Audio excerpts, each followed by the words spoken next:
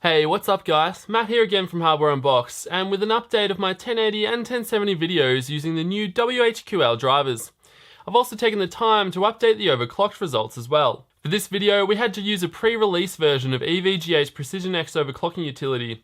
This allowed us to overclock the core and memory while also maxing out the power and temperature targets. For overclocking the 1080 and 1070, the power target and temp target sliders were dragged all the way to the right, which saw the power target reach 120% and the temp target reach 92%. After some messing about with the 1080, we arrived at a 240 MHz boost for the core and 750 MHz for the memory. This resulted in a base clock frequency of 1847 MHz, which I was expecting to result in a boost core clock speed of 1973 MHz. For the 1070, I was able to boost the core by 220 MHz and the memory by just 150 MHz, meaning we were running at a base clock frequency of 1726 MHz and boost core speeds in games of 1903 MHz. For comparison, we've overclocked the reference versions of the 970, 980 and 980 Ti to their maximum stable frequencies. First up, let's take a look at the recently released Doom title. Here the GTX 1080 increased its performance by a decent 18% to 148 FPS. The 1070 on the other hand jumped from 96 to 109 FPS, which worked out to be only a 14% gain. Here the 980 Ti was able to produce a much larger gain in performance from its own larger overclock,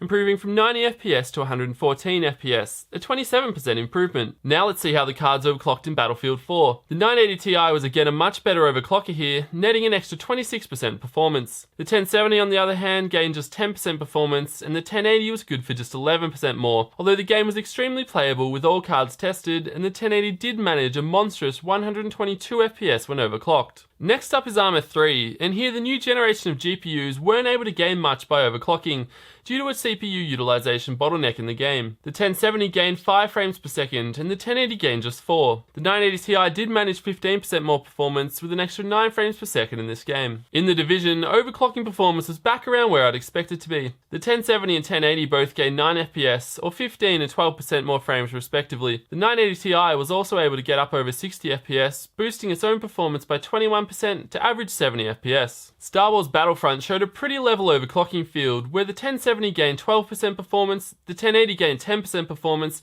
and the 980 Ti gained 14% performance. This is a game where all cards were able to maintain very high minimums too. Just Cause 3 was another game that didn't show huge gains through overclocking, although they were still significant. The 10 series cards both netted 9% more performance for themselves, and the 980 Ti was again good for 14%. The overclocked 1070 was as per usual a few frames ahead of the overclocked 980 Ti. In our last game tested, Cry Primal, the overclocked cards were again able to gain a handy little performance boost. The 1070 gained 7 FPS or 11%, the 1080 gained 8 frames for 10%, and the 980 Ti was able to gain 9 FPS for a 16% gain. So, as found previously, the 1070 and 1080 Founders Edition graphics cards are on average 11% faster once overclocked. Compared to the 980 Ti, which receives roughly a 20% performance boost through overclocking, the Founders Edition graphics cards are a bit disappointing. I'm definitely excited to see what kind of overclocking performance numbers the board partner cards are able to extract, especially the liquid-cooled options, of which I'm sure there'll be many.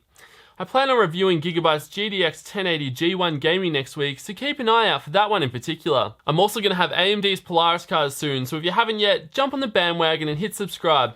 I'm your host Matt as always, and I'll see you guys next time.